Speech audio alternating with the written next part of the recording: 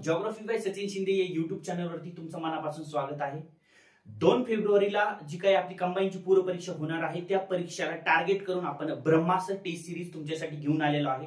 याच्या अगोदर 30 एप्रिल 2023 ला जी आपण ब्रह्मास्त्र टेस्ट सिरीज चालू केलेली होती, सेम ॲज इट इज त्या पद्धतीने आपण ह्या 2 फेब्रुवारीची परीक्षा होणार आहे त्या परीक्षेसाठी आपण टार्गेट करून ही टेस्ट सिरीज जी आहे ती चालू केलेली आहे। संभाव्य प्रश्न याच्यामध्ये असणार आहेत। लास्ट आपण 2023 चा जर क्वेश्चन पेपर जर बघितला तर त्या प्रश्नांच्या अँगल नुसार त्या प्रश्नाला अनुसरून त्या सेम ॲज इट इज पद्धतीने प्रश्नांची मांडणी या ठिकाणी केलेली आहे। लेक्चर शेवटपर्यंत बघा, सगळे टॉपिक तुम्हाला याच्यामध्ये कव्हर होऊन जातील। जी आपण संभाव्य प्रश्न सिरीज चालू केलेली आहे, ही सिरीज जी आहे ही तुम्हाला कंबाईनची ग्रुप सी ची जी पूर्व परीक्षा आहे त्या परीक्षाच्या पर्यंत आपण ही सिरीज जी आहे ना ही अशीच आता चालू ठेवणार आहे। इथून पुढे बरेच दिवसाच्या नंतर गॅपच्या नंतर आपण युट्यूब चालू केलेले आहे। आता तुम्हाला रेग्युलर तुम्हाला युट्यूबच्या माध्यमातून आपण भेटत राहणार आहोत। ठीक आहे, चला जास्त वेळ न लावता आपण डायरेक्ट चालू करूया। ही जी टेस्ट सिरीज आहे ब्रह्मास्त्र टेस्ट सिरीज संभाव्य प्रश्न सिरीज, बघा ही जी टेस्ट सिरीज आहे याच्यातली जी पीडीएफ आहे ती तुम्हाला या टेलिग्राम चॅनलवरती आपण अपलोड करणार आहे।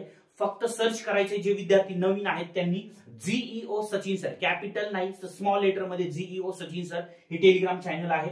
ठीक आहे, त्याच्यानंतर तुम्हाला जर कंबाईनची ज्यांना वन डे रिव्हिजन बॅच घ्यायची असेल तर त्यांच्यासाठी वन डे रिव्हिजन बॅच केलेली आहे। ही 2025 ची जी असणार आहे न्यू अपडेटेड बॅच तुम्हाला अपलोड केलेली आहे। 14 व्हिडिओ आहेत, त्याच्यामध्ये सगळे टॉपिक जे आहेत ना ते तुम्हाला या ठिकाणी कव्हर करून दिलेले आहेत। ठीक आहे, चलो तर आजच्या टेस्ट सिरीज मधला पहिला क्वेश्चन, याच्यामध्ये तुम्हाला महाराष्ट्राचा भूगोल, भारताचा भूगोल आणि रिमोट सेन्सिंग सुद्धा कव्हर करून देण्यात आलेला आहे। ठीक, पहिला प्रश्न जर आपण बघितला याच्यातला तर योग्य जोड्या जुळवायच्या। योग्य जोड्यामध्ये तुम्हाला दिलंय शिखर आणि त्याचं ठिकाण आणि उंची तुम्हाला, ठीक आहे, मीटर मध्ये। तर अशाच टाईपचा प्रश्न तुम्हाला 30 एप्रिलच्या कंबाईनच्या पूर्व परीक्षेला तुम्हाला दिलेला होता। महाराष्ट्रातले जे शिखर होते त्या महाराष्ट्रातील शिखर आणि त्यांची उंची दिलेली होती। Same as it is me फक्त भारतावरती प्रश्न काढलाय। भारतातले शिखर जे आहेत ते विचारू शकतात। तर तुम्हाला पहिला जर बघितला आपण इकडं नंगा पर्वत आहे इकडं शिखरामध्ये आणि त्याची इकडं उंची दिलेली आहे मीटर मध्ये। ठीक आहे ना, तर नंगा पर्वत जर आपण बघितला, नंगा पर्वत जर आहे हा काराकोरम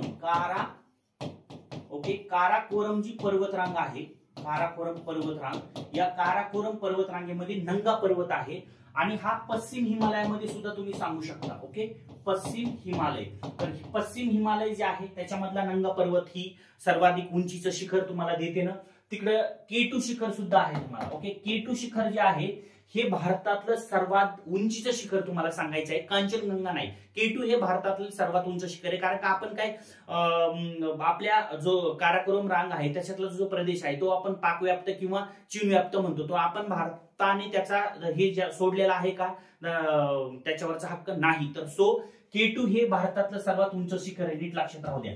ठीक आहे, चलो तर K2 च्या नंतर तुम्हाला इकडे नंगा पर्वत आहे, याची पर्वतरांग जर उद्या विचारली तर ती सांगायची। याचं जर उंची जर विचारली तर 8126 मीटर उंचीचं हे नंगा पर्वत शिखर आहे। मग याची जोडी बघा, A चं 2 किती जागेवर आहे, तर A चं 2 जे आहे ते याच एका जागेवर आहे, म्हणून याचं उत्तर जे आहे ना ते तुम्हाला पर्याय क्रमांक 3 येईल। ठीक आहे ना, कारण नंदा देवी शिखर जर बघितलं, नंदा देवी शिखर हे उत्तराखंड मध्ये आहे। उत्तराखंड मधल्या जर हिमालय जर विचारला तर कुमाऊ हिमालय, ओके, कुमाऊ हिमालय आहे। कुमाऊ हिमालयामधलं किंवा उत्तराखंडच्या हिमालयामधलं हे उंचीचं शिखर आहे। याची जर उंची जर विचारली नंदा देवी, मध्य हिमालय सुद्धा आपण म्हणतो याला, मध्य हिमालय किंवा कुमाऊ हिमालय याला आपण म्हणतो प्रादेशिक नुसार, उत्तराखंड कुमाऊ हिमालय। तर ब च जर बघितलं आपण तर याची जर उंची जर विचारली 7817 मीटर उंचीचं शिखर आहे हे, म्हणजे ब च 4 किती जागेवर आहे, ब च 4 या बघा इथं आहे। त्याच्यानंतर नामचा बारवा शिखर जर बघितलं, नामचा बारवा हे शिखर जे आहे पूर्वांचल मधलं आहे, म्हणजे पूर्व हिमालयामधलं हे शिखर आहे, म्हणजे अरुणाचल प्रदेशामधलं हे शिखर तुम्हाला सांगायचं आहे। इथं शिखर आहे, इथून तुम्हाला ब्रह्मपुत्रा जी नदी आहे तर शिखर जे आहे नामचा बारवा अरुणाचल प्रदेश, आणि त्या शिखराला तुम्हाला वळसा घालून इकडून तुम्हाला काय होती ती ब्रह्मपुत्रा नदी भारतामध्ये काय करते प्रवेश करताना तुम्हाला दाखवायची आहे। किंवा तुम्हाला इथं दिहांग आणि दिबांग नद्या आहेत, त्याच्यावरून त्याला अरुणाचल प्रदेशमध्ये तिला दिबांग किंवा दिहांग म्हणतात, आणि ती आसाम मध्ये आल्याच्या नंतर मग तिला काय नाव पडतं, ब्रह्मपुत्रा नाव पडतं। त्याच्या अगोदर तिला तिबेटमध्ये, चीनमध्ये सांगपो या नावाने ओळखलं जात होतं। तर नाव पॉइंट लक्षात राहू द्या। या नामचा बारवा हा पूर्वांचल मधलं हिमालयामधलं हे उंच शिखर तुम्हाला सांगायचं आहे. त्याला वळसा घालून ही नदी जी आहे ती ब्रह्मपुत्रा इथं प्रवेश करत होती. तर नामचा बारवा याची जर उंची जर विचारली तर याची उंची आहे 7,758 मीटर उंचीचं, म्हणजे सीचं 3 किती जागेवर आहे, तर इथं आहे सीचं 3. आणि राहिलं कांचनगंगा. कांचनगंगा जे आहे हे सिक्कीम हिमालयातलं सर्वात उंचीचं शिखर आहे. कुठाचं आहे? सिक्कीम हिमालय. तर सिक्कीम हिमालय हा कोणाचा भाग आहे, तर मध्य हिमालयाचा भाग आहे. कोणाचा आहे? मध्य हिमालयाचा भाग आहे. पण तो आपला जरी मध्य हिमालयाचा जो भाग आहे तो सगळा कुठं आहे? नेपाळमध्ये आहे. तर हे माउंट एव्हरेस्ट जे जगातलं सर्वात उंच शिखर आहे मध्य हिमालयामध्ये जातं, नेपाळ हिमालयामध्ये जातं, त्याचाच भाग आपल्या सिक्कीम मध्ये येतोय. म्हणून सिक्कीम हिमालयातलं सर्वात उंच शिखर जर विचारलं तर कांचनगंगा आहे. आणि भारतातलं दुसऱ्या क्रमांकाचं शिखर जे आहे ते तुम्हाला कांचनगंगा सांगायचं आहे. याची जी उंची आहे ती तुम्हाला कांचनगंगाची जी उंची जी आहे ती किती आहे? 8,598 मीटर उंचीचं शिखर आहे. तर भारतातलं सगळ्यात पहिलं उंच शिखर आहे K2. त्याच्यानंतर तुम्हाला काय सांगायचं? 2 नंबरचं कांचनगंगा. आणि जगातलं सर्वात उंचीचं शिखर जर विचारलं तर माउंट एव्हरेस्ट. आणि दुसऱ्या क्रमांकाचं जर विचारलं तर K2 हे दुसऱ्या क्रमांकाचं शिखर आहे. ठीक आहे. तर याचं उत्तर जर तुम्हाला सांगायचं झालं तर ते किती काय आहे? 3 आहे. ठीक आहे. चलो नेक्स्ट क्वेश्चन. योग्य जोड्या जोडा. परत एकदा जोड्या लावा मध्येच क्वेश्चन आहे. याच टाईपचा प्रश्न तुम्हाला कंबाईनला पण विचारलेला होता 30 एप्रिलला. तर राज्य आणि त्याच्यानंतर लोकसंख्याची घनता आणि त्याचे चौरस किमीमध्ये अंतर म्हणजे हे दिलेलं होतं. तर इथं राज्य नाहीये तर इथं जिल्हे करून ठेवा. ओके. कारण का 30 एप्रिलला राज्य आणि त्याची घनता विचारलेली होती. तर त्याच टाईपचा प्रश्न मी तुम्हाला महाराष्ट्रातल्या जिल्ह्यांचा विचारला. जिल्ह्यातल्या पर्टिक्युलर जिल्ह्यांची घनता तुम्हाला विचारलेली आहे. सगळ्याला माहिती आहे लोकसंख्येची घनतातले पहिले 5 तुम्हाला जे जिल्हे आहेत ते सगळ्यांना माहिती आहे. त्याच्यानंतर सर्वात कमी वाले ते पण माहिती आहे, ते सगळ्यांनी करून ठेवलेली आहे. लोकसंख्येची घनता जर बघितलं मुंबई शहर, मुंबई उपनगर, ठाणे, पुणे, त्याच्यानंतर इकडं तुम्हाला हे कोणतं कोल्हापूर हे सांगायचं आहे. आणि सर्वात कमी जर विचारली, सर्वात लोकसंख्येची घनता जर सर्वात जर कमी विचारली तर ते सुद्धा तुम्हाला माहिती आहे. गडचिरोली आहे, सिंधुदुर्ग आहे, त्याच्यानंतर चंद्रपूर आहे, रत्नागिरी आहे. ठीक आहे ना. हे लोकसंख्येची घनता सर्वात कमी असणारे जिल्हे पहिले आणि शेवटचे हे सगळ्यांना माहिती आहेत. पण आता तुम्हाला पर्टिक्युलर जर डिस्ट्रिक्ट जर विचारले, पर्टिक्युलर डिस्ट्रिक्ट तेच प्रश्न तुम्हाला सारखं विचारणार नाही, थोडे चेंज करून विचारतील. तर इथं मी तुम्हाला काही जिल्हे दिलेत आणि त्या जिल्ह्यातल्या लोकसंख्येची घनता तुम्हाला दिलेली 2011च्या अंतिम आकडेवारीनुसार. ठीक आहे ना. तर इथं छत्रपती संभाजीनगर इथं दिलेलं आहे. नवीन नाव त्याचं चेंज झालेलं आहे. औरंगाबाद पहिलं होतं, आता छत्रपती संभाजीनगर झालेलं आहे. याची जर या डिस्ट्रिक्टची जर लोकसंख्येची घनता जर बघितली तर 366 आहे. मग अचं 3 किती जागेवर आहे? अचं 3 हे बघा इथे पण आहे आणि त्याच्यानंतर इथे पण आहे. आता हे तर कन्फर्म तुम्हाला माहिती आहे ना. तर मग हे 3 नंबर आणि 4 नंबर पर्याय जे आहेत तर इकडे आता जायचं नाहीये, इथंच तुम्हाला या 2 मध्ये शोधायचं आहे. अहिल्यानगर, अहिल्यानगरचं सुद्धा नाव चेंज झालेलं आहे, म्हणजे नवीन नाव अहिल्यानगर आहे. पूर्वीचं नाव जे होतं जुनं नाव होतं ते तुम्हाला अहमदनगर होतं. तर अहमदनगरची लोकसंख्येची जर डेन्सिटी घनता जर बघितली तर 266 म्हणजे 266 त्याची घनता आहे. बचं 1 किती जागेवर आहे? तर बचं 1 हे बघा इथं आहे. म्हणून पर्याय क्रमांक 1 जो आहे तो इथून उडाला, म्हणजे राहिला पर्याय क्रमांक काय? 2. बाकीच्यांची काढून घ्या. पुण्याची जर तुम्हाला लोकसंख्येची डेन्सिटी जर विचारली घनता तर 603 चौरस किलोमीटर आहे पुण्याची लोकसंख्येची घनता. आणि राहिलं नागपूरची घनता जी आहे ती 470 आहे. म्हणजे याचा पर्याय क्रमांक उत्तर जर बघितलं तर 2 आहे. तर तुम्ही हे अदर डिस्ट्रिक्टचे जे आहेत ते लोकसंख्येची घनता काढून घ्या. याच्यावरती अशा टाईपचा प्रश्न जो आहे तो विचारलेला नाहीये, पण विचारला तर तुम्हाला हे सांगता येईल इथं. तर हे सगळ्यांना माहिती मी आता सांगितलं तुम्हाला. पहिली लोकसंख्येची घनता जी आहे सर्वात जास्त मुंबई शहर, मुंबई उपनगर, ठाणे, त्याच्यानंतर पुणे. ठीक आहे ना. तर हे आहेत. पण त्याच्यानंतर कमीवाली सगळ्यांना माहिती आहे. परत एकदा सांगितलं गडचिरोली, सिंधुदुर्ग, चंद्रपूर, रत्नागिरी. ओके. हे सगळे तुम्हाला सांगायचे. पण अशा टाईपचा प्रश्न विचारला नाही. सो इथं तुम्हाला विचारला जाऊ शकतो. अदर डिस्ट्रिक्ट तुम्हाला विचारतील कोणते पण ज्याची लोकसंख्या घनता आहे. ठीक आहे ना. हे नीट लक्षात राहू द्या. ठीक आहे. चलो नेक्स्ट क्वेश्चन आहे. खालीलपैकी चुकीचे विधान निवडायचं. तर इथं तुम्हाला कसलं विधान निवडायचंय? चुकीचे विधान निवडायचं आहे. ओके. अविधान काय आहे? कोकण किनारपट्टीची निर्मिती सह्याद्री पर्वताचा प्रस्तरभंग होऊन झालेली आहे. कोणाचा प्रस्तरभंग होऊन झालेली आहे? सह्याद्री पर्वताचा प्रस्तरभंग होऊन झालेली आहे. तर हे ऍक्युरेट उत्तर आहे, कारण आपल्याला सगळ्याला माहिती आहे हा सह्याद्री पर्वत आहे. याची जर निर्मिती जर बघितली आपण 35 म्हणजे 70 तर ते 135 मिलियन वर्षापूर्वी झालेली होती. म्हणजे हा जो कालखंड होता हा क्रेटेशियस, ओके, क्रेटेशियस कालखंड होता. तर या क्रेटेशियस कालखंडामध्ये दख्खनचं पठार, डेक्कन ट्रॅप आणि सह्याद्री पर्वताची निर्मिती झालेली होती. डाईक प्रकारचा ज्वालामुखी आहे. तर हा उद्रेक झाल्यापासून म्हणजे तेव्हापासून निर्मिती झालेली होती. इतक्या वर्षापासून आतापर्यंत सह्याद्री पर्वतावरती ऊन, वारा, पाऊस याच्यामुळे त्या पर्वताची काय झालेली आहे, जी झाली आहे काळानं रूप. तर इथालचा सह्याद्री पर्वत जर बघितला तर त्याची पूर्वेकडे जर ह्याची उतार जर बघितला तो मंद उतार आहे, आणि पश्चिमेकडे जर उतार बघितला तर त्याचा पश्चिमेकडचा कसला आहे, तीव्र उतार आहे. ठीक आहे, तीव्र उतार आहे. मग या तीव्र उतारामुळे काय झालं, इकडे अरबी समुद्र होता पहिला, कोकण तर नव्हता. मग या ऊन, वारा, पाऊस या सगळ्यांची झीज, अपक्षरण या सह्याद्री पर्वताचं झालं. तिथलचा भाग तुटला, फुटला म्हणजे प्रस्तरभंग झाला, आणि तो भाग तुटून फुटून या पाण्यामध्ये पडला, समुद्रामध्ये पडला. ढिगाऱ्याचे ढिगारे दरवर्षी प्रत्येक वेळेस इतक्या वर्षापासून तुटून फुटून तो भाग पडून असा ढिगारे तयार झाले त्या समुद्रामध्ये पाण्याचे. आणि नंतर त्या नद्याने वाहून आणलेला गाळ त्या ढिगाऱ्याच्या भोवती असा साचला, जमा झाला, त्याच्या वरती गेला, आणि हळूहळू तिथं काय झाली, अशा असंख्य बेटांची निर्मिती झाली. जसं की 7 बेटांचं शहर मिळून मुंबई तयार झालेली आहे, तसंच असंख्य बेट जे आहेत ना ते निर्माण झाले, ते भाग तुटून फुटून. आणि ते कालांतराने त्याच्यावर मनुष्याचं आगमन झालं, मनुष्य गेले त्याच्यावरती. मग ते बेट एकमेकाला जे आहेत ते असे बेट एक सलग जोडून तिथं कोकण किनारपट्टीची काय झालेली आहे, निर्मिती झालेली आहे. मग कोकण किनारपट्टी निर्मितीच्या संदर्भात सगळ्यात महत्वाचा पॉइंट काय आहे, तर सह्याद्री पर्वत आहे. सह्याद्री पर्वताचा भाग तुटला, फुटला, प्रस्तरभंग झाला, म्हणून त्याची निर्मिती झाली. म्हणून पहिलं विधान जे आहे ते एक्युरेट बरोबर आहे. तुम्हाला चुकीचं निवडायला सांगितलं होतं. 2 नंबर ब, महाराष्ट्राच्या किनारपट्टीची, इथं प्रश्न नीट आहे का, महाराष्ट्राच्या किनारपट्टीची, ओके, किनारपट्टीची दक्षिण उत्तर लांबी 720 किलोमीटर आहे.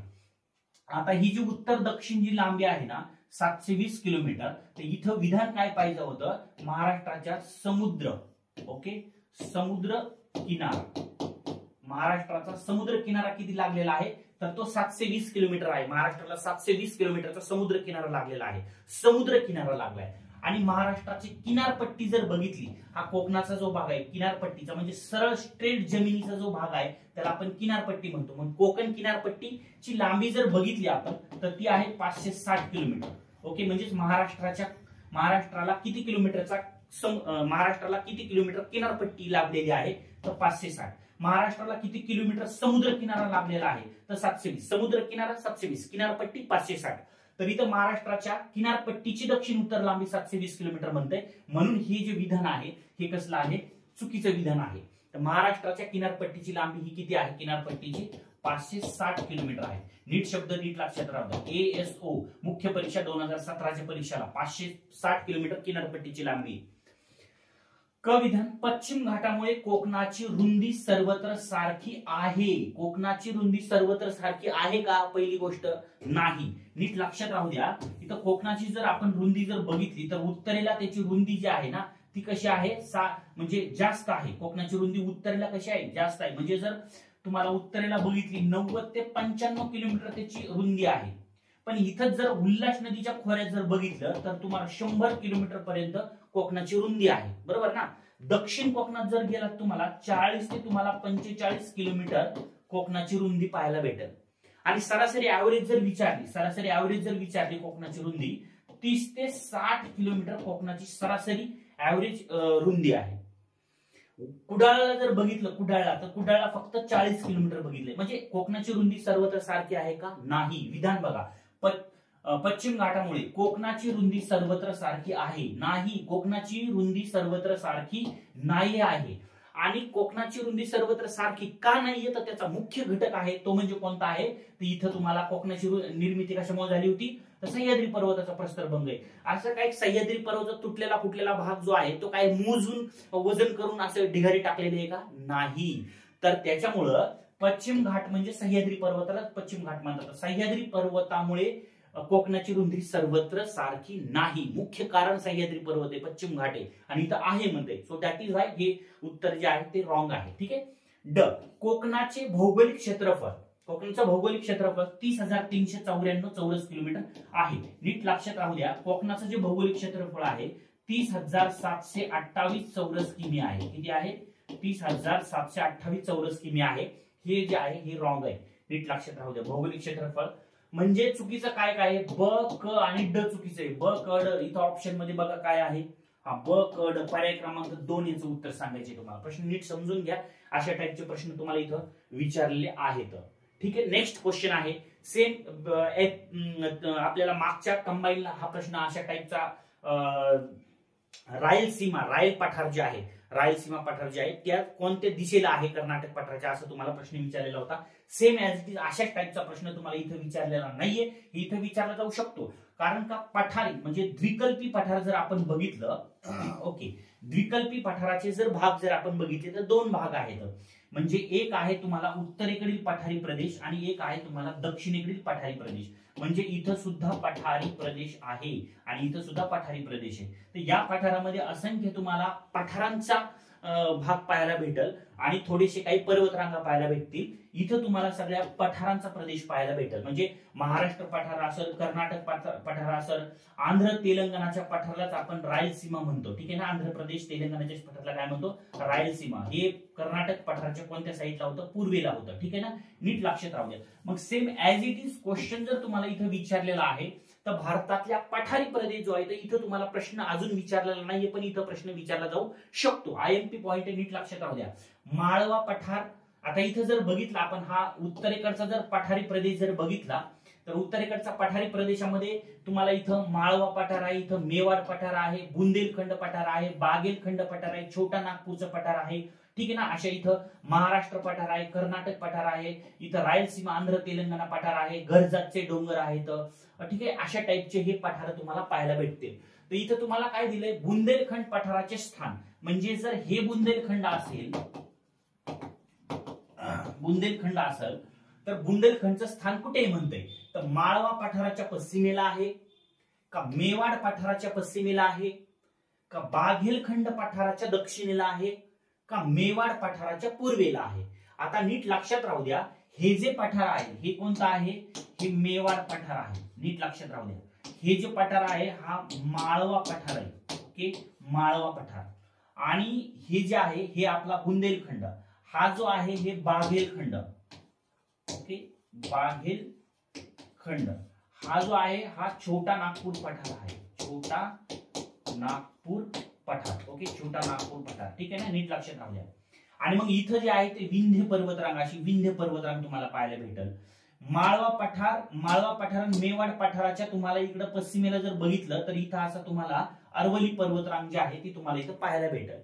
त्याच्यानंतर माळवा पठाराची इथं खाली जर दक्षिणेला बघितलं तर इथं आपली जे आहे ते सातपुडा पर्वतरांग पाहायला भेटेल. ठीक आहे ना, हे आपलं महाराष्ट्र पठार, कर्नाटक पठार आणि रायलसीमा म्हणजे आंध्र तेलंगणा पठार. ठीक आहे, तर मग याचं उत्तर जर बघितलं तर हे माळवा पठाराच्या कुठे, माळवा पठाराच्या पश्चिमेला आहे. माळवा पठाराच्या पश्चिमेला नाही, म्हणजे हे तर चुकलं. मेवाड पठाराच्या पश्चिमेला, हे मेवाडच्या पश्चिमेला तर इथं अरवली पर्वत आहे, अरवली पर्वत. तर सर हेही विधान चुकीचं आहे. बाघेलखंड पठाराच्या दक्षिणेला आहे, बुंदेलखंड पठाराच्या दक्षिणेला बाघेलखंड पठार आहे, त्यामुळे हेही उत्तर इथं चुकीचं आहे.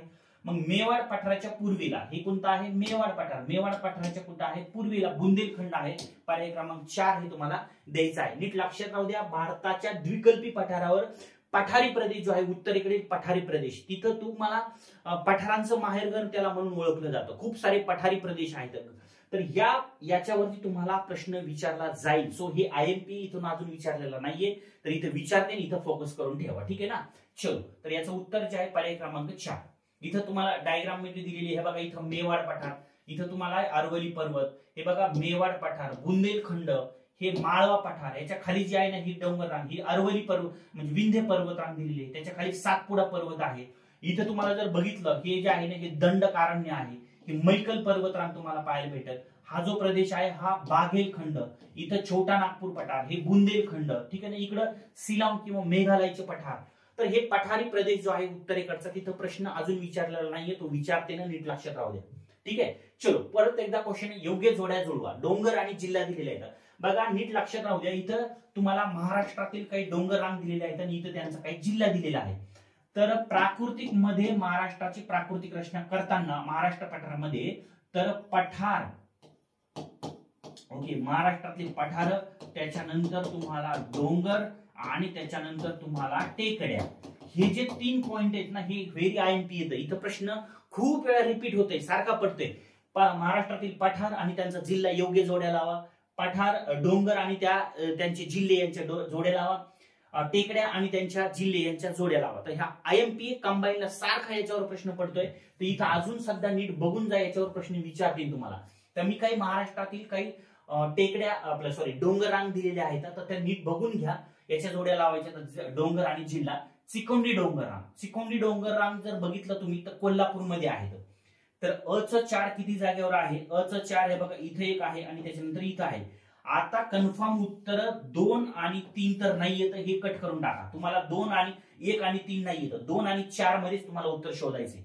ओके, मंडोशी डोंगर रांग जर बघितली आपण, मंडोशी किंवा मांडोशी डोंगर रांग ही साताऱ्यामध्ये आहे. म्हणजे याचा अर्थ ब च 3 किती जागेवर आहे? ब च 3 हे बघा इथं आहे. म्हणजे पर्याय क्रमांक 2 ऑटोमॅटिक उडाला. ठीक आहे ना. पर्याय क्रमांक राहिला 4. म्हणजे याचं उत्तर किती आहे? 4 आहे. पुढचं तोरणमाळ सगळ्याला माहिती आहे, नंदुरबार जिल्ह्यामध्ये आहे. आणि हस्तीचे डोंगर हे जळगाव मध्ये आहेत. तर हे नीट लक्षात राहू दे, याच्यावरती प्रश्न विचारते. इथं नंदुरबार जर आपण बघितलं, नंदुरबार मध्ये तुम्हाला सातपुडा पर्वत आहे. ओके, सातपुडा पर्वत आहे. त्याच्यानंतर अस्तंबा डोंगर आहे. ओके, अस्तंबा डोंगर. आता हे अस्तंबा डोंगरामध्ये अस्तंबा नावाचं शिखर आहे, 1325 मीटर उंचीचं, महाराष्ट्रातलं सर्वात उत्तरेकडील शिखर. त्याच्यानंतर तुम्हाला तोरणमाळ. ओके, तोरणमाळ हे थंड हवेचं ठिकाण तुम्हाला सांगायचं आहे. तोरणमाळ हे महाराष्ट्रातलं दुसऱ्या क्रमांकाचं सर्वात मोठं थंड हवेचं ठिकाण आहे. पहिलं जो आहे तो कोण आहे? महाबळेश्वर, सर्वात मोठं थंड हवेचं ठिकाण. तोरणमाळ शिखर आहे 1036 मीटर उंचीचं. तोरणमाळ पठार आहे नंदुरबार जिल्ह्यामध्येच. त्याच्यानंतर तुम्हाला इथं अस्तंबा झाला अक्राणी. ओके, अक्राणी तुम्हाला टेकड्या. ओके, अक्राणी टेकड्या सुद्धा आहेत आणि त्याला डोंगर सुद्धा म्हटलं जातं. आणि त्याच्यानंतर काठी धडसगाव. ओके, काठी धडसगाव. ओके, काठी धडसगाव पठार हे सुद्धा तुम्हाला नंदुरबार जिल्ह्यामध्ये सांगायचं आहे. जिल्हा आणि डोंगर, पठार, टेकड्या जोड्या लावा प्रश्न विचारते, त्यामुळे नीट लक्षात राहू द्या. जळगाव मध्ये जर आपण बघितलं तर जळगाव मध्ये तुम्हाला कोणते कोणते डोंगर आहेत? तर जळगाव मध्ये तुम्हाला सगळ्यात उत्तरेकडे जर बघितलं, जळगाव मध्ये सातपुडा पर्वत आहे. ओके, सातपुडा पर्वताचा काही भाग आलेला आहे. त्याच्या जर खाली आलात तुम्ही तर हस्ती डोंगर रांग तुम्हाला पाहायला भेटेल. हस्ती डोंगर. ओके, हस्तीचे डोंगर. त्याच्यानंतर सिरसोली डोंगर रांग जी आहे ती इथं पाहायला भेटेल तुम्हाला. सिरसोलीचे डोंगर. ठीक आहे ना, सिरसोली डोंगर. सिरसोली डोंगराच्या नंतर तुम्हाला इथं पाहायला भेटेल घोडसगावचे डोंगर. ठीक आहे ना, घोडसगाव डोंगर.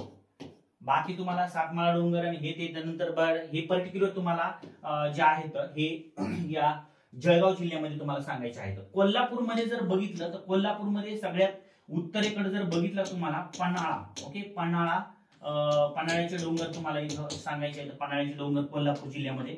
त्याच्यानंतर त्याच्या जर खाली आला तर तुम्हाला ज्योतिबाचे डोंगर. ओके, कोणते आहेत? ज्योतिबाचे डोंगर तुम्हाला सांगायचे आहेत. ज्योतिबाचे डोंगर जे आहेत याला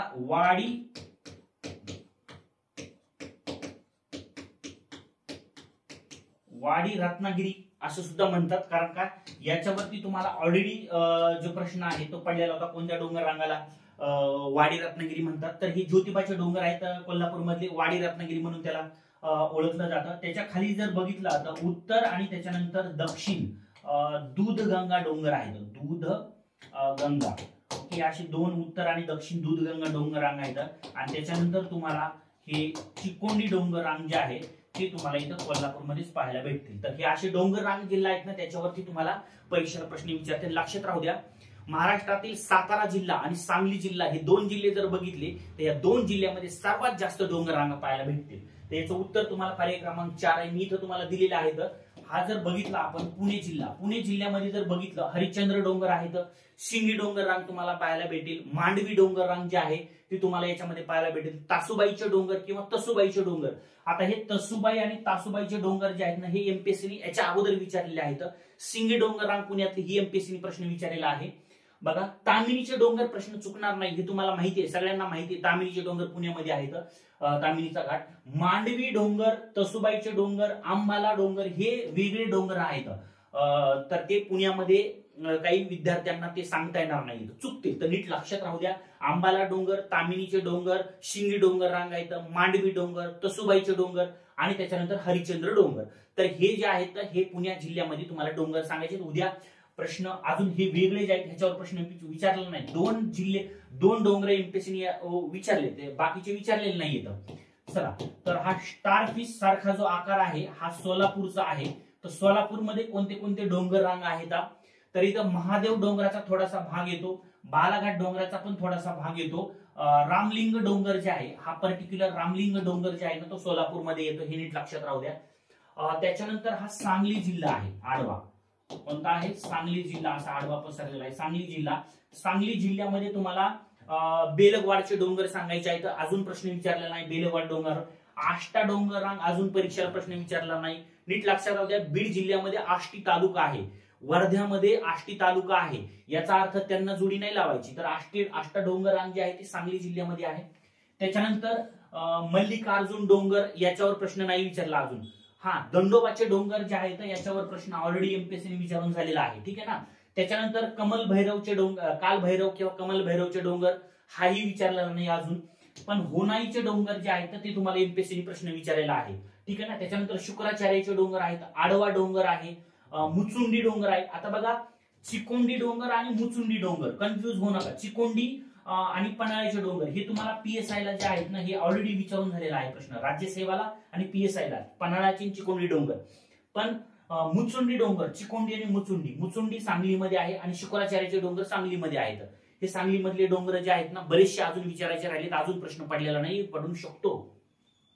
बघा सगळ्यात जास्त जर बघितले तर आपण साताऱ्यामध्ये तुम्हाला सगळ्यात जास्त डोंगर आहेत. मांढरदेव डोंगर किंवा महिसान डोंगर आहे, मस्कोबाचे डोंगर, तुम्हाला सीताबाईचे डोंगर आहेत. बघा सीताबाईचे डोंगर आणि तासुबाईचे डोंगर हे नीट लक्षात राहू द्या. तासुबाई तर हे पुण्यामध्ये, सीताबाई साताऱ्यामध्ये. यवतेश्वरचे डोंगर तुम्हाला सांगायचे आहेत. बामनोली डोंगर रांग बघा नीट सांगा, बामनोली डोंगर तुम्हाला एमपीएससीने विचारलेला आहे. त्याच्यानंतर मस्कोबाचे डोंगर विचारलेला आहे, मांढरदेव विचारलाय, मसळीचे डोंगर एमपीएससी विचारला राज्यसेवेला. परळीचे डोंगर, आता परळी तालुका सुद्धा बीड जिल्ह्यामध्ये आहे, पण परळीचे डोंगर जे आहेत ते सातारा जिल्ह्यामध्ये सांगायचे आहेत. त्याच्यानंतर मांडोशीचे डोंगर जे आता प्रश्न विचारला होता आणि आगाशिव डोंगर रांग. तर याच्यातले बरेचसे जे डोंगर रांग आहेत ते अजून एमपीएससीने विचारलेले नाहीये, तर इथं प्रश्न विचारला जाऊ शकतो, नीट लक्षात राहू द्या. पुणे प्रशासकीय विभाग ह्याच्यासाठी दिला, पुणे प्रशासकीय विभागामध्ये खूप जास्त डोंगर रांगा तुम्हाला दिलेल्या आहेत, ठीक आहे. चलो नेक्स्ट क्वेश्चन, योग्य जोड्या जुळवा. जिल्हा आणि पर्यटन स्थळ, सेम ऍज इट इज प्रश्न जो होता तो तुम्हाला भारतातल्या पर्यटन स्थळावरती प्रश्न विचारला होता. हा पर्यटन टॉपिक आहे. इथं जर बघितलं जिल्हा आणि त्याच्यानंतर पर्यटन स्थळ दिलेले आहेत, ओके ठीक आहे. तर पर्यटन स्थळामध्ये आता काय काय विचारलं जाऊ शकतं, तर तेच थंड हवेचे ठिकाण हे तीन, आता काय डबल तेच विचारणार नाही, विचारतील पण अजून वेगळं सुद्धा तुम्हाला पर्यटन महाराष्ट्रातलं धार्मिक वगैरे सगळ्या गोष्टी माहिती पाहिजे, त्याच्यामुळे तुम्हाला हे पर्यटन स्थळ या ठिकाणी मी दिलेले आहेत. जिल्हा काही दिलेले आहेत आणि काही जिल्ह्यातले पर्यटन स्थळातले जे काही गाव आहेत, शहर आहेत, तर ते तुम्हाला या ठिकाणी दिलेले आहेत. म्हणजे तुम्हाला पर्यटनाचे जे प्रकार आहेत कोणते कोणते ते सगळे व्यवस्थित बघून जा. आता इथं अहिल्यानगर दिलेलं आहे, अहमदनगरचं नवीन नाव अहिल्यानगर. अहिल्यानगर मध्ये याच्यामध्ये कोणते पर्यटन स्थळ येतं, सर इथं जर बघितलं तर जोडी लावायची पुणतांबे आणि शिंगणापूर, बरोबर ना, शिखर शिंगणापूर नाही शिंगणापूर. तर पुणतांबे जे आहे तर ते संत चांगदेव महाराजांची इथं काय आहे, समाधी आहे, ओके. संत चांगदेव महाराजांची समाधी तुम्हाला पुणतांब्याला पाहायला भेटेल, ओके. त्याच्यानंतर शिंगणापूर जर बघितलं तर इथं तुम्हाला प्रसिद्ध शनी मंदिर आहे, ओके. महाराष्ट्रातून तुम्हाला, महाराष्ट्राच्या बाहेरून इथं खूप सारे लोक शनी मंदिरामध्ये दर्शन घेण्यासाठी येत आहेत, ठीक आहे. तर हे पुणतांबे आणि शिंगणापूर हे धार्मिक स्थळ, समाधी स्थळ हे तुम्हाला इथं अहिल्यानगर भागामध्ये आहेत, म्हणून या जिल्ह्यामध्ये आहेत. म्हणून अच 4 किती जागेवर आहे, अच 4 हे बघा इथे आहे. अच 4 अजून कुठे आहे का, नाहीये, म्हणून हे पर्याय ऑलरेडी इथून उडून गेले.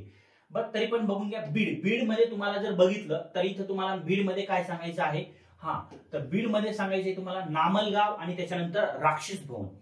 तर इथं जर राक्षस भवन जर बघितलं तर राक्षस भवन मध्ये तुम्हाला इथं सुद्धा शनी महाराजांचं मंदिर आहे. ओके, शनी मंदिर प्रसिद्ध. त्याच्यानंतर जे धावा वगैरे असतो ना आपला मार्ग, म्हणजे एखादा माणूस एक्सपायर झाल्याच्या नंतर त्याचा धावा वगैरे करतात, तर ते राक्षस भवनला खूप मोठ्या प्रमाणामध्ये महाराष्ट्रातून जिल्ह्यातून वेगवेगळ्या तिथं राक्षस भवनला जातात. ओके, इथं राक्षस भवनला. आणि तिसरं वैशिष्ट्य काय सांगायचं इथं तुम्हाला, मराठे आणि प्लस त्याच्यामध्ये निजाम, मराठे आणि निजाम यांचं तिसरं युद्ध झालेलं होतं आणि या युद्धामध्ये मराठ्यांनी निजामांचा पूर्णपणे पराभव केलेला होता. तर हे धार्मिक स्थळ तुम्हाला राक्षस भवन बीडमध्ये आहे. नामलगाव जर बघितलं तर नामलगावला लक्षात राहू द्या, नामलगावला तुम्हाला सगळ्यात प्राचीन जे आहे, प्राचीन आपल्या गणपतीचं मंदिर,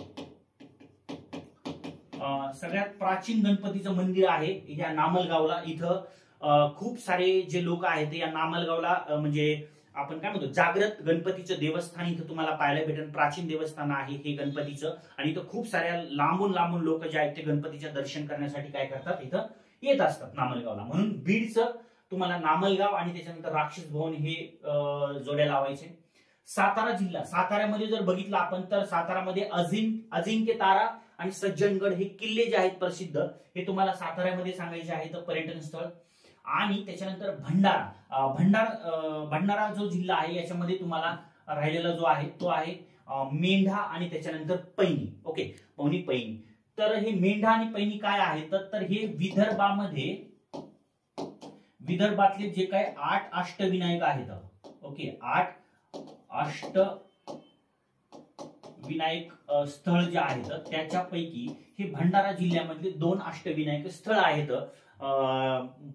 मेंढा आणि पवनी. ठीक आहे, तर हे अशा पद्धतीचे प्रश्न तुम्हाला विचारतील. पर्याय क्रमांक 4 ही जोडे लावायची. तर पर्यटन टॉपिक जो आहे ना तो व्यवस्थित करून जा. पर्यटन टॉपिक वरती हमेशा तुम्हाला कंबाईनच्या पूर्व परीक्षेला प्रश्न पडलेले आहेत, त्याच्यामुळे हा टॉपिक IMP करून जा, पर्यटन स्थळ. ओके, नेक्स्ट क्वेश्चन आहे राष्ट्रीय वन अहवाल 2024चा राष्ट्रीय वन अहवाल आलेला होता. त्यानुसार पुढीलपैकी कोणत्या राज्यामुळे भारताचे वन क्षेत्र सुरक्षित राहिले आहे? हेडिंगच आलेली होती अशी तुम्हाला पेपरला. तर कोणते राज्य आहेत भारतातले ज्याच्यामुळे आपल्या भारतातले हे झालेले वन क्षेत्र जे आहे ते सुरक्षित राहिलेलं आहे, म्हणजे कमी झालेलं नाहीये. कोणते जिल्हे हे राज्य आहेत ज्यांच्यातलं वनक्षेत्र कमी झालेलं नाहीये, उलट वनक्षेत्र या राज्यांमधलं काय झालेलं आहे, वाढलेलं आहे.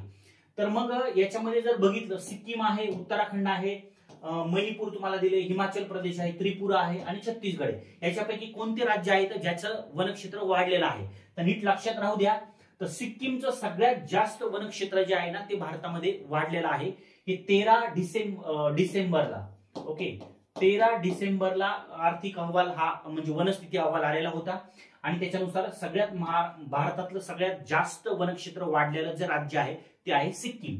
तर हे सगळ्या राज्यांमधलं जे आहे वनक्षेत्र ते वाढलेलं आहे, त्याच्यामुळं पर्याय क्रमांक याचं जे आहे ते उत्तर 4 द्यायचं आहे. आणि याच्या व्यतिरिक्त म्हणजे हे जे 6 राज्य, ह्याच्या व्यतिरिक्त 7वं जर राज्य जर विचारलं तर ते अरुणाचल प्रदेश आहे.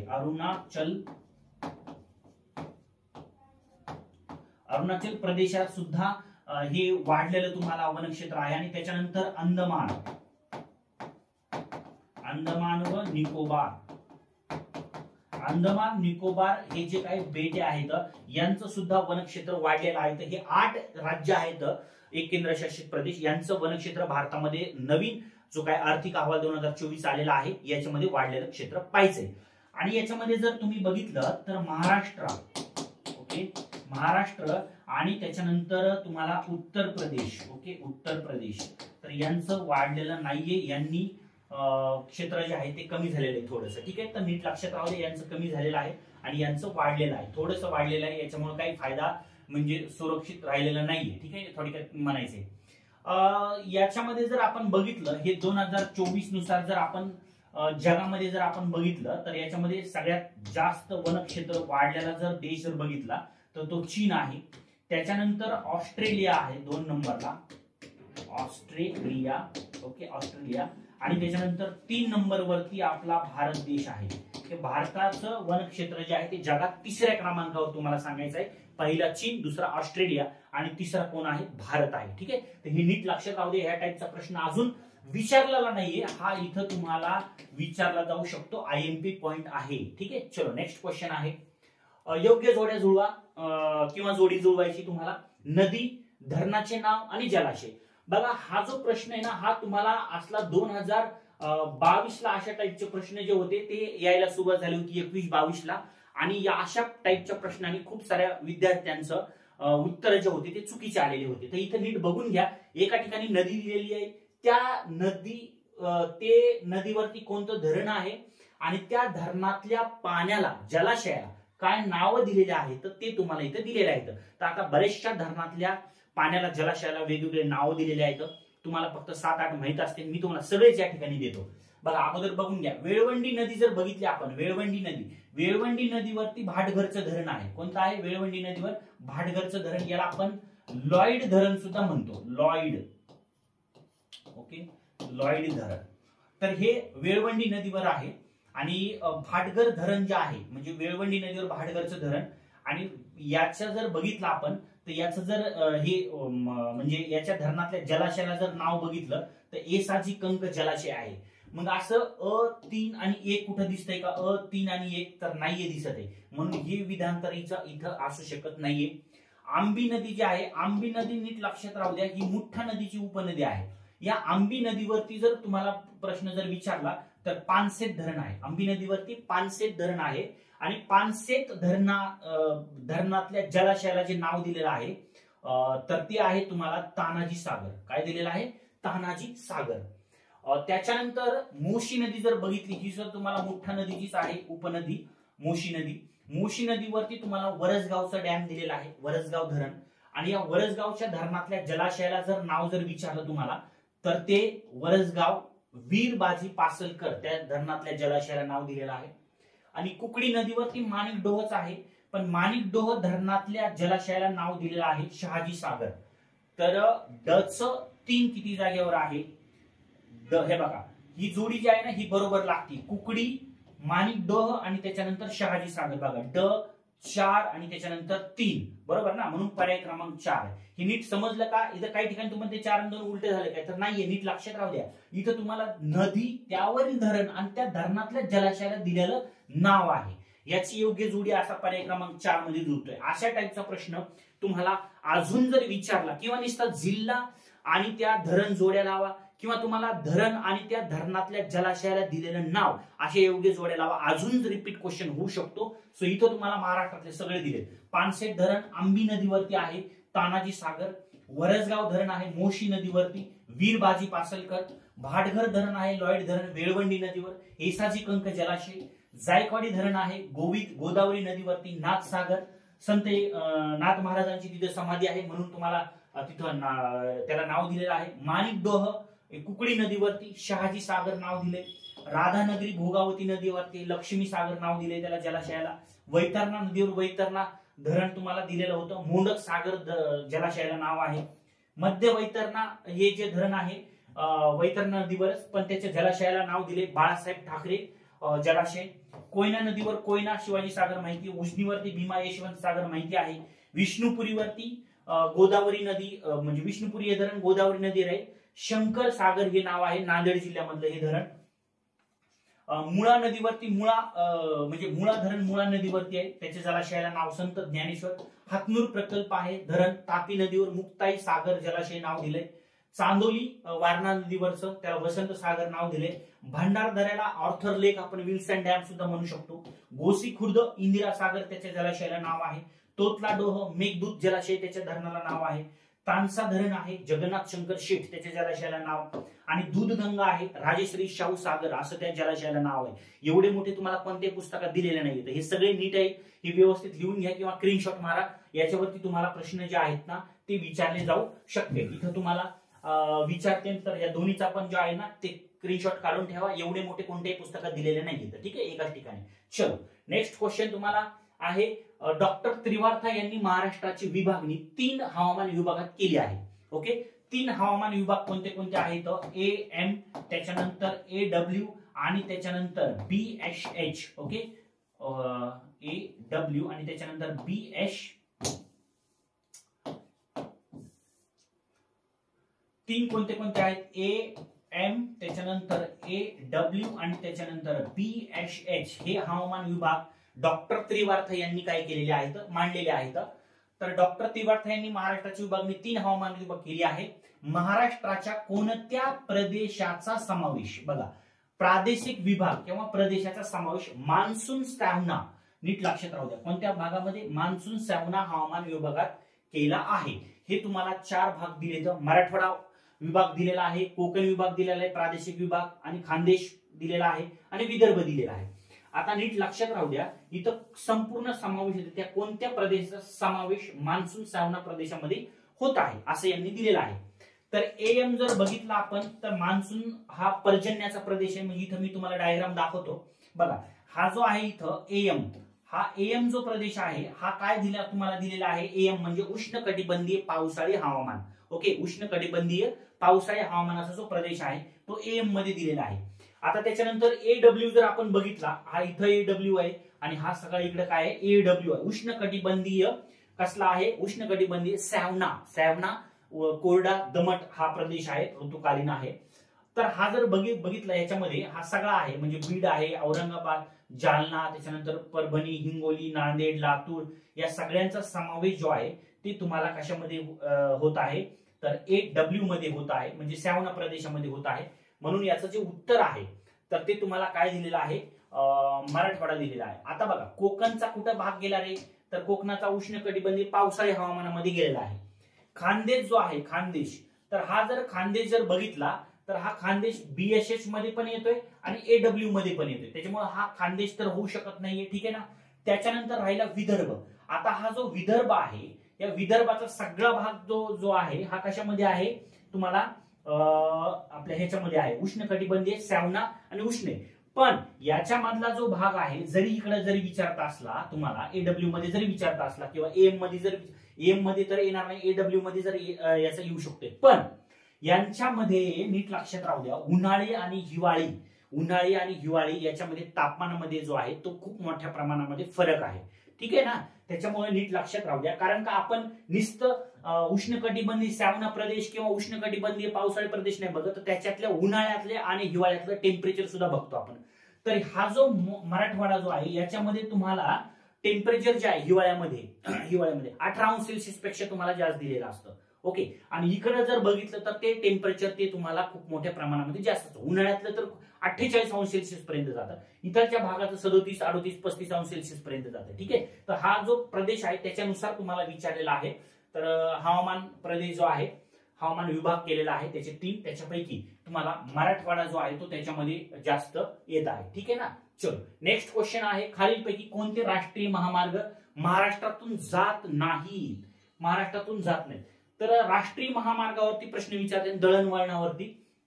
NH48 जर बघितला तर NH48 जो आहे तो आहे दिल्ली, त्याच्यानंतर मुंबई आणि त्याच्यानंतर तो तसाच पुढे पुढे गेलेला आहे, चेन्नईला गेलेला आहे. म्हणजे हा पूर्वीचा जो आहे, हा पूर्वीचा NH4 होता. NH किती होता? NH हा 4 होता पूर्वीचा, आणि हा जो होता हा NH किती होता? 8 होता. तर NH8 आणि NH4 मिळून आता त्याचा नवीन नंबर काय झालेला आहे? NH48 झालेला आहे. ठीक आहे ना. हा दिल्ली, मुंबई आणि त्याच्यानंतर चेन्नईला जातोय. ठीक आहे. हा सुवर्ण चतुर्भुज राष्ट्रीय महामार्ग याचा सुद्धा भाग आहे, म्हणून हा तर आपला जातोय. NH60 आहे, याचा पूर्वीचा जर नंबर जर बघितला, याचा जुना नंबर जर बघितला तर हा आता NH50. म्हणजे याचा अर्थ हा जो आहे हा पुणे टू कुठे जातोय? नाशिक. पुणे टू नाशिकला हा चंदनपुरी घाटातून जातोय बघा, चंदनपुरी. ओके, उद्या जर प्रश्न विचारला कोणत्या घाटातून जातोय तर चंदनपुरी घाटातून हा महामार्ग जो आहे तो जात आहे. म्हणजे हा जात आहे तिकडे महाराष्ट्रातूनच. आता NH50 जुना होता, आता NH60 झालाय. मग NH50 जो आहे, NH50 आता कुणाला दिले? कोणत्या महामार्गाला हा नाव दिलेला आहे? तर हा दिलेला आहे नांदेड ते हॉस्पेट म्हणजे कुठं आहे? हा कर्नाटक. ओके, कर्नाटक कडे गेलेला आहे. नांदेडहून जो कर्नाटकला जो महामार्ग जातोय नवीन, तर तो जो नवीन महामार्ग बांधलाय त्याला नाव दिलेलं आहे NH50. ठीक आहे ना, म्हणजे हा NH50 जातोय, NH60 पण जातोय. ठीक आहे, चलो राहिला NH52. तर हा NH52 जर आपण बघितला तर हा संगरूर म्हणजे कुठं आहे, पंजाब ते अंकोला कुठं आहे, तर हा आहे कर्नाटकमध्ये. अंकोला कर्नाटक. म्हणजे हा पंजाबवरून सुरू झाला, हरियाणामध्ये गेला, हरियाणा मधून तो आपल्या राजस्थानमध्ये गेला, राजस्थान मधून तो मध्य प्रदेश मध्ये जातो, मध्य प्रदेश मधून तो कुठं आलाय, महाराष्ट्रामध्ये आला, महाराष्ट्रामध्ये कुठं आलाय तो, तर धुळेमध्ये प्रवेश केलाय. धुळ्यातून तो बाहेर यायच्या अगोदर जळगाव मधला इथं 40गाव आलाय. ओके, कोणता शहर आहे, ओके 40गाव. तर हे 40गाव जे शहर आहे याच्यावरती तुम्हाला NH52 वरती ऑलरेडी एमपीएससी प्रश्न विचारून झालेला आहे. तर हा तुम्हाला प्रश्न विचारला होता याच्यावरती कोणते प्रमुख शहर आहेत, तर हे धुळे आहे, त्याच्यानंतर 40गाव. धुळे म्हणजेच इथं जळगाव आला. ओके, जळगाव. हा धुळे आणि जळगाव मधून बाहेर आल्याच्या नंतर हा छत्रपती संभाजीनगर मधून प्रवेश करतो. छत्रपती संभाजीनगरवरून तो बीड आणि त्याच्यानंतर प्लस जालना या 2 जिल्ह्यांच्या सीमावरून तुम्हाला, बीड जिल्ह्यामधून जातोय पण जालन्याच्या सीमावरून म्हणजे शहागड एक शहर आहे, शहागड एक गाव आहे, त्या शहागड मधून हा बीड मधल्या गेवराईमध्ये प्रवेश करतो आणि बीड मधून सरळ तो पुढे धाराशिव मध्ये गेलेला आहे, आणि धाराशिव मधून परत कुठे जातोय तो पुढे सोलापूरला गेलेला आहे, आणि सोलापूरहून कुठे गेलेला आहे, कर्नाटक अंकोला या ठिकाणी गेलेला आहे. म्हणजे NH52 सुद्धा महाराष्ट्रातून इथं जात आहे. ठीक आहे, NH16. आता हा जो NH16 जो आहे, NH16 कुठं आहे, तर सुवर्ण चतुर्भुज राष्ट्रीय महामार्ग जर बघितला, हा जर बघितला NH48 आहे. हा किती आहे, NH48. आणि मग राहिलेला जो भाग आहे हा इथं कुठं आला होता, चेन्नई, आणि इकडं तो असा आहे कोलकाता. ओके, म्हणजे इथं राहिला तुमचा दिल्ली, इथं राहिला तुमचा मुंबई, म्हणजे दिल्ली मुंबई चेन्नई हा किती राष्ट्रीय महामार्ग, NH48 आहे. आणि सुवर्ण चतुर्भुज राष्ट्रीय महामार्ग 3 राष्ट्रीय महामार्ग मिळून तयार होतोय. पूर्वी 4 राष्ट्रीय महामार्ग मिळून होत होता, आता 3च सांगायचंय. कोणता, हा आहे NH19. ओके, NH19 कोलकाता ते दिल्ली. आणि हा जो आहे हा आहे NH16. ओके, हा आहे कोलकाता ते चेन्नई राष्ट्रीय महामार्ग. हा पूर्व किनारपट्टीला समांतर आहे, नीट लक्षात राहू द्या. पूर्व किनारपट्टी जी आहे तर त्या पूर्व किनारपट्टीला कसा आहे, हा समांतर तुम्हाला पाहायला भेटेल. ओके, तर हा नीट लक्षात राहू द्या. हा NH16 जो आहे हा महाराष्ट्रातून जात नाही, बाकीचे अ, ब आणि क हे जातात, फक्त ड जात नाही. म्हणजे ब, ड, बगड, केवळ ड. हा, याचं उत्तर काय सांगायचे तुम्हाला, केवळ ड सांगायचं आहे. म्हणजे NH16 महाराष्ट्रातून जात नाही, त्यामुळे नीट लक्षात राहू द्या.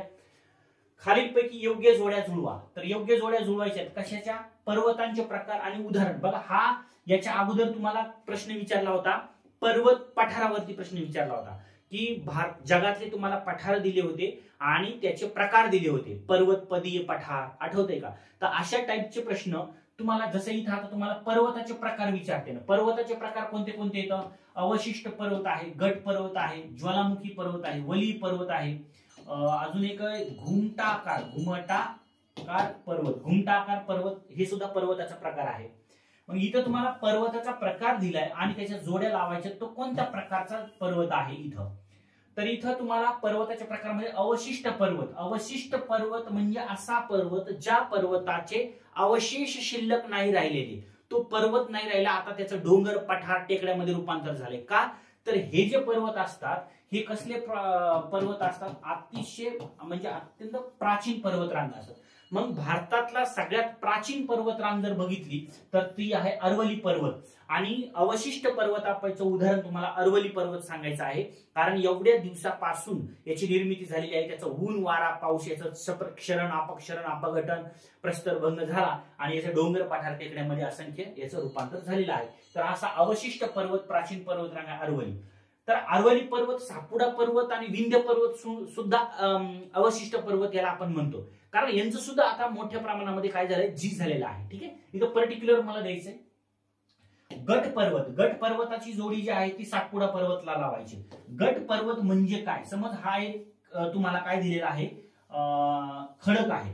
खडकांचं जर बघितला तर आपण मृदू खडक बघतो काही आणि काही कठीण खडक बघतो. मग या कठीण खडकावरती, मृदू खडकावरती जर काही बल लागले, ओके, काही बल जर लागले म्हणजे तणाव बल लागले, टेन्साईल फोर्स जर लागला, किंवा आपण कॉम्प्रेसिव्ह फोर्स म्हणतो, आपण कॉम्प्रेसिव्ह म्हणजे दाब आपण जर दिलेला असेल, काही समज ह्या खडकावरती जर इथून असा इकडनं जर दाब दिला, इकडनं जर दाब दिला, कॉम्प्रेस जर केलं, कॉम्प्रेसिव्ह फोर्स जर लागला, तर या आता बघा ना, हा जो आहे, समज हा खडक आहे, याच्यामध्ये जर असा दाब दिला तर हा जो मधला भाग जो आहे हा असा घडी आणि वलीच्या रूपामध्ये काय येतो, असा वरती वरती जातो. आणि मग इथं काय होतं, वली पर्वतांची काय होत असते, निर्मिती होत असते. काय होती, वली पर्वतांची निर्मिती होते. मग असा वली पर्वताची निर्मिती जर बघितलं तर याच्यातला दिलेल्या पैकी रॉकी पर्वत जो आहे तो वली पर्वत आहे. रॉकी पर्वत आहे, अँडीज पर्वत आहे, अल्प्स पर्वत आहे, त्याच्यानंतर आपला हिमालय पर्वत वली पर्वत आहे, बरोबर ना. घडी आणि वलीच्या रूपात वरती गेला म्हणून हिमालय पर्वताची उंची वाढत जाते, ठीक आहे ना. राजस्थानचा भाग पूर्वी समुद्रात होता म्हणून तिथं तुम्हाला अशा प्रकारची रेती जी आहे, वाळू जी आहे ती त्या राजस्थानच्या वाळवंटामध्ये पाहायला भेटते, बरोबर ना. तो पूर्वी समुद्रात होता. तर वली पर्वत कळाला. आणि जर मी म्हटलं की इथं जर तुम्हाला जे म्हणजे आपलं कोणतं बल, टेन्साईल फोर्स जर लागलं, तन्यता बल जर लागला, हा जर भाग इकडचा जो भाग आहे ताणला, खेचला गेला, तर हा भाग इकडं ओढला जातोय, हा भाग इकडे ओढला जातोय मृदू खडकावरती. मग काय होणार आहे, तर या भागामध्ये काय होईल, मग इथलच्या भागामध्ये हा खडक इथलचा मृदू असेल तर हा खाली काय होईल, असा खचकन, म्हणजेच हा खाली सरकन. ओके, काही वेळेस वरती सरकतो, काही ठिकाणी आडवा सरकतो, काही ठिकाणी खाली सरकतो. म्हणजे खचदऱ्यांचे प्रकार तुम्हाला माहिती आपण घेतलेले आहेत. तर इथं असा खचलेला आहे, तर इथं सपोज इथं एक असा खचला, ठीक आहे ना, असा खचलेला प्रदेश आहे. मग इथं जे आहे, समज ही नर्मदा नदीची खचदरी पकडा आपण, नर्मदा नदी, आणि ही जी आहे ही तुम्हाला तापी नदीची खचदरी पकडा, बरोबर ना. मग दोन खचदऱ्यांच्या दरम्यानचा जो भाग आहे तो स्ट्रॉंग कठीण खडक जर असला तर तो असा ठोकळ्यासारखा किंवा गट पर्वत याला आपण म्हणतो. इथं काय होतो, गट पर्वतांची निर्मिती होत असते. म्हणजे दोन खचदऱ्यांचा भाग, दोन ठिकाणी जर भाग खचला आणि त्याच्या मधला भाग जर तसाच न खचता उभा राहिला, तसा ठोकळ्यासारखा, म्हणून त्याला आपण म्हणतो ठोकळ्याचा पर्वत केला, त्याला गट पर्वत म्हणतो. मग असा आपल्या भारतामध्ये जर बघितला तर तुम्हाला सातपुडा पर्वत आहे, प्लस तुम्हाला विंध्य पर्वत आहे. ओके, विंध्य पर्वत, सह्याद्री पर्वत सुद्धा कसला आहे, गट पर्वत आहे, ठोकळ्याचा पर्वत आहे. हे तुम्हाला त्याचे उदाहरण सांगायचे आहे, ठीक आहे. त्याच्यानंतर ज्वालामुखीच्या उद्रेकातून मोठा मॅग्मा सिलरस वरती आलेला असेल आणि खूप लांबवर तो पसरलेला असेल तर त्याला ज्वालामुखी पर्वत म्हणायचं. याचं उदाहरण तुम्हाला किलीमांजारो पर्वत आहे, आफ्रिकेतील सर्वात उंच पर्वतरांग तुम्हाला हा सांगायचा आहे, किलीमांजारो. तर हा ज्वालामुखीच्या उद्रेकातून तयार झालाय. राहिला वली पर्वत, वली पर्वताचे उदाहरण रॉकी पर्वत, अँडीज पर्वत, हिमालय पर्वत, अल्प्स पर्वत आहे. अशा असंख्य पर्वतरांग जे आहेत. देश तुम्हाला याच्यावर प्रश्न अजून विचारलेला नाहीये, सो इथं विचारला जाऊ शकतो पर्वतावरती. पठारांवरती प्रश्न विचारून झालाय, आता तुम्हाला पर्वतावरती प्रश्न विचारते. मग तुम्हाला इकडं राज्य विचारते, त्याचे पर्वतांचे प्रकार विचारते, नाहीतर पर्वतांचा प्रकार आणि त्यांचे उदाहरण याच्या जोड्याला प्रश्न विचारते. देश आणि पर्वत, कोणत्या देशामध्ये कोणते पर्वत आहेत त्यांच्या जोड्या लावा, नाहीतर तो इकडे पर्वताचा प्रकार आणि तो कशाच्या म्हणजे ते कोणत्या प्रकारे निर्माण झालेला आहे, तो कोणत्या प्रकारचा पर्वत आहे त्याच्या जोड्या लावा. ओके, पठार सुद्धा विचारते, पठाराचे सुद्धा प्रकार आहेत त्याच्यावर सुद्धा प्रश्न विचारते. तर हे 2 पॉइंट जे आहेत ना हे नीट बघून जा. आणि याचा 11वीचं जुनं पुस्तक जे आहे हे तुम्हाला खूप महत्वाचं आहे. तर याचं जर उत्तर जे आहे ते तुम्हाला मिळून गेलेलं आहे. कोणतं आहे, अवशिष्ट पर्वत अच3 किती जागेवर आहे, अच3 हे बघा इथं आहे. त्याच्यानंतर गट पर्वत जर बघितला तर तो 2 आहे, ब2 तर ब2 आहे. ज्वालामुखी पर्वत 1 म्हणजे पर्याय क्रमांक, याचं उत्तर आहे 2 नंबर. ठीक आहे, नेक्स्ट क्वेश्चन. 2023-24 नुसार खनिज संपत्तीचा उत्पादनानुसार उतरता क्रम लावा. 2023 नुसार खनिज संपत्तीचा उत्पादनानुसार म्हणजे हा आर्थिक अहवाल जो आहे, आर्थिक अहवाल, या आर्थिक अहवालानुसार तुम्हाला ही खनिज उत्पादनाचा क्रम लावायचा आहे. तर आताचा आर्थिक अहवाल जर आपण 23-24 जर बघितला तर आपल्याला माहिती आहे की भारतामध्ये, महाराष्ट्रामध्ये जास्त खनिज साधन संपत्ती नाही आहे. ओके, तर जेवढी आहे त्याच्यापैकी सगळ्यात जास्त खनिजाचं उत्पादन जर 2023-24 नुसार बघितलं दगडी कोळशाचा प्रथम क्रमांक लागतोय. दगडी कोळशाचं उत्पादन जे आहे ना ते जास्त आहे. त्याच्याच नंतर तुम्हाला 2 नंबर जे आहे तो चुनखडीचा लागतो. त्याच्यानंतर 3 नंबर जो आहे तो बॉक्साईड येते, बॉक्साईडचा उत्पादन होतंय. 4 नंबरला तुम्हाला कच्चे मॅंगनीज येते आणि 5 नंबरला तुम्हाला जे आहे ते आहे कच्चे लोखंडाचा होते. म्हणजे असा क्रम जर विचारला ब ई त्याच्यानंतर क, ब ई आणि क अ आणि ड म्हणजे याचा पर्याय क्रमांक 2 अशा टाईपचा प्रश्न तुम्हाला अजून विचारलेला नाही. आर्थिक अहवाल नीट बघून जा. आर्थिक अहवालावरती बऱ्यापैकी क्वेश्चन भूगोलचे अजून अदर विषयाचे सुद्धा तुम्हाला दिलेले असतात, म्हणून आर्थिक अहवाल नीट व्यवस्थित वाचून जा. हा प्रश्न विचारलाय, हा क्रम जो आहे ना हा क्रम नीट लक्षात ठेवा, लिहून ठेवा एका बाजूला की या पद्धतीने खनिजांचं उत्पादन महाराष्ट्रामध्ये झालेलं आहे आर्थिक अहवालानुसार. ओके, खालील विधाने वाचावं. योग्य विधान किंवा विधाने निवडा. नंदुरबार जिल्ह्यास फक्त एकाच जिल्ह्यांची सीमा लागते. वरती जर आपण बघितला नंदुरबार जिल्हा आहे त्याला फक्त इथं धुळ्याची सीमा लागते. ओके, धुळे हा नंदुरबार म्हणजे याचा अर्थ हे विधान कसं आहे, बरोबर आहे. याला एकाच जिल्ह्याची सीमा लागते. नंदुरबारला दुसऱ्या जिल्ह्याची लागते का नाही, राज्यांची नाही विचारली. नाशिक विभागाशी इतर 4 विभागांच्या सीमा लागतात. नाशिक विभागाला इतर 4 राज्यांच्या म्हणजे 4 ह्याच्या सीमा लागतात. इथं तुम्हाला नकाशा जर बघितला तर हा आपला आहे नाशिक प्रशासकीय विभाग. याला कोणाची सीमा लागतीये तर इथे जर बघितला हा पालघर आहे, नाशिकला पालघरची सीमा लागते म्हणजे याचा अर्थ कोकण विभागाची सीमा लागली. अहमदनगरला पुण्याची सीमा लागती आहे म्हणजेच याचा अर्थ 2 नंबर पुणे प्रशासकीय विभाग लागला. अहिल्यानगर म्हणजे अहमदनगर यालाच बीडची सीमा लागते, याचा अर्थ हा 3रा प्रशासकीय विभाग छत्रपती संभाजीनगर. त्याच्यानंतर इकडं जो जळगाव आहे जळगावला बुलढाण्याची सीमा लागली. बुलढाणा अमरावती प्रशासकीय विभागातला आहे तर इथं आहे 4 प्रशासकीय विभाग म्हणजे अमरावती आपल्या नाशिक प्रशासकीय विभागाला 4 प्रशासकीयाच्या सीमा लागतात म्हणून हे विधान बरोबर आहे. तुम्हाला योग्य बरोबरच विधान निवडायचे. नागपूर विभागास 3 राज्यांच्या सीमा लागतात. इथंच बघून घ्या हा नागपूर विभाग आहे, हा नागपूर विभाग. ओके, नागपूर विभागाला आहे वरती नागपूर भंडारा गोंदिया जर बघितला तर तुम्हाला मध्य प्रदेशची सीमा लागते. पुन्हा आहे मध्य प्रदेश. इकडे गडचिरोली भंडारा जर बघितला आपण तर गोंदिया जर बघितला आपण गोंदिया आणि गडचिरोली तर छत्तीसगडची सीमा लागते. आणि गडचिरोली चंद्रपूर जर आपण बघितलं गडचिरोली आणि चंद्रपूर तर इथं तुम्हाला तेलंगणाची सीमा लागते. म्हणजे इथं 3 राज्यांच्या सीमा ज्या आहेत त्या तुम्हाला इथं लागत आहेत नागपूर विभागाला म्हणून हेही विधान कसं आहे बरोबर आहे. महाराष्ट्रात 11 जिल्ह्यांच्या ज्या सीमा आहेत त्या इतर राज्यांच्या सीमा व समुद्र किनारा लागत नाही. म्हणजे 11 जिल्ह्याला इतर राज्यांच्या आणि समुद्र किनारा सुद्धा असा लागत नाही. 11 जिल्ह्यांच्या असा 11 जिल्हे ज्यांच्याला बाहेरच्या कोणत्या राज्याची सीमा पण लागत नाही आणि समुद्राची सीमा लागत नाही. ठीक आहे ना. म्हणजे एकूण जर आपण जिल्हे जर बघितले महाराष्ट्रामध्ये 36 त्याच्यामध्ये निर्मितीचे 26 आणि 20 जिल्हे जे आहेत याला समुद्र किनारा म्हणजे सीमा लागलेल्या आहेत. बाहेरच्या राज्यांच्या सीमा लागल्या आहेत 20 याला राज्यांना. त्याच्यापैकी 7 जिल्हे आहेत. 7 जिल्हे जर बघितले तर यांना समुद्र किनारा लागलेला आहे. 2 जिल्हे जर असे बघितले म्हणजे पालघर ओके आणि त्याच्यानंतर तुमचा सिंधुदुर्ग तर हे सिंधुदुर्ग आणि पालघर यांना समुद्र किनारा पण लागलाय. समुद्र किनारा आणि प्लस तुम्हाला बाहेरच्या राज्यांच्या सीमा सुद्धा लागलेल्या आहेत. आणि 5 असे राज्य असे जिल्हे आहेत त्यांना फक्त समुद्र किनारा लागलाय. म्हणजे जवळजवळ 11 जिल्हे आहेत असे ज्यांना बाहेरच्या कोणत्याही राज्याची सीमा लागत नाही आणि समुद्राची सीमा सुद्धा लागत नाही.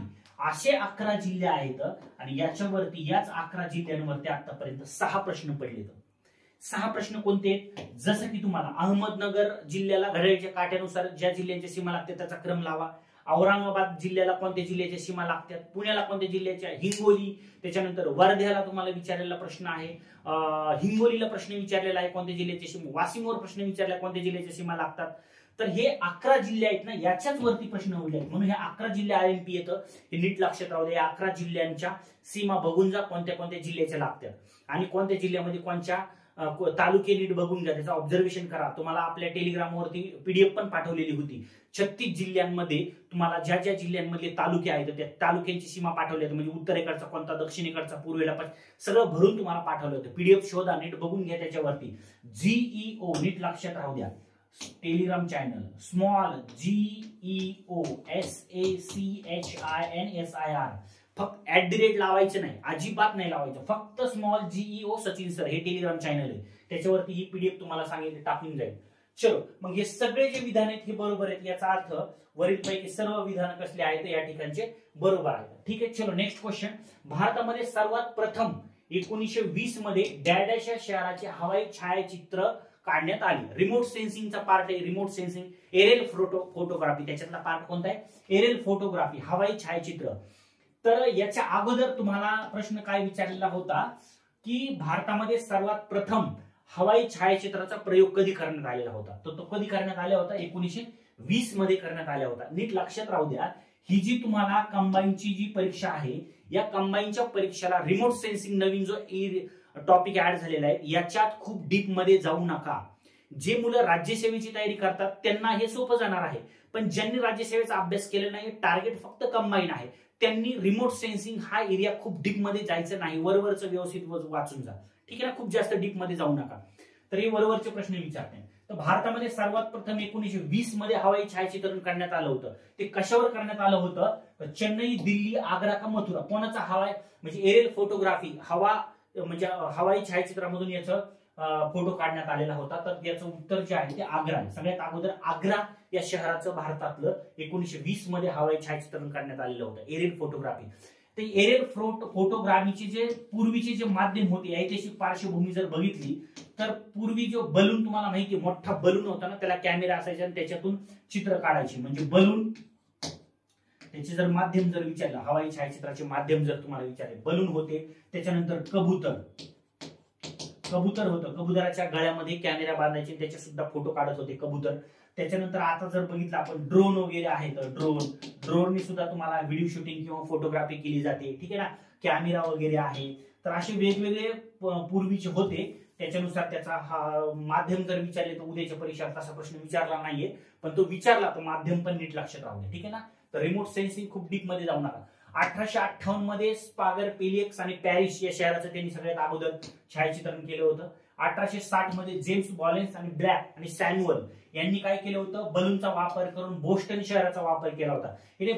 त्याला विडार असं त्याला म्हटलं जात होतं. ओके, सर्वात प्रथम त्यांनी बलूनचा वापर करून केला होता. 1916 मध्ये पहिलं महायुद्ध जे झालं होतं त्या फ्रान्समध्ये, म्हणजे फ्रान्सचे हवाई छायाचित्र सुद्धा त्या टायमिंगला यांनी केलेलं होतं. आणि भारतामध्ये 1920 मध्ये आणि 1923 आणि 24 मध्ये इरावती नदी जी आहे याचं त्रिभुज प्रदेश जे आहे, इरावती नदीचा त्रिभुज प्रदेश, त्याचं हवाई छायाचित्रण करण्यात आलं होतं. उद्या जर प्रश्न पडला तर इथं पडलेला नाहीये, तो इथं पडू शकतो, हे नीट बघून जा. ओके, भारताने आपला पहिला प्रायोगिक रिमोट सेन्सिंग उपग्रह भास्कर 1 हा कोणाच्या मदतीने जून 1979 मध्ये अवकाशात सोडला. असेच टाईपचे कंबाईनला प्रश्न विचारते. तर रिमोट सेन्सिंग उपग्रह भारतातला पहिला भास्कर 1 कोणाच्या मदतीने सोडला, एकदम सोपं उत्तर आहे. सगळ्यात पहिल्यापासून आपली, आणि हे तर 1979 म्हणते, याचा अर्थ सगळ्यात पहिल्यापासून रशिया सोबत आपला मैत्री आहे, त्याच्यामुळं हे यांच्याच मदतीने काय केलेलं होतं, हा उपग्रह त्याच्यामध्ये सोडण्यात आलेला होता. तर या ठिकाणी झालेले आहेत आपले काही प्रश्न. लेक्चर आवडलं तर त्याला लाईक करा आणि विद्यार्थ्यांना, आपल्या मित्रांना तुम्ही शेअर करा. अशाच लेक्चर जे आहेत ना, इथून पुढे ब्रह्मास्त्र सिरीज आपली कंटिन्यू सुरू राहणार आहे. त्याच्यामुळं आपलं युट्यूब चॅनल जे आहे जिओग्राफी बाय सचिन शिंदे हे सबस्क्राईब करून ठेवा, ज्याच्यावर तुम्हाला नोटिफिकेशन मिळून जाईल व्हिडिओ पडला की. ठीक आहे, चला या ठिकाणी थांबूया, भेटूया पुढच्या नेक्स्ट लेक्चर मध्ये.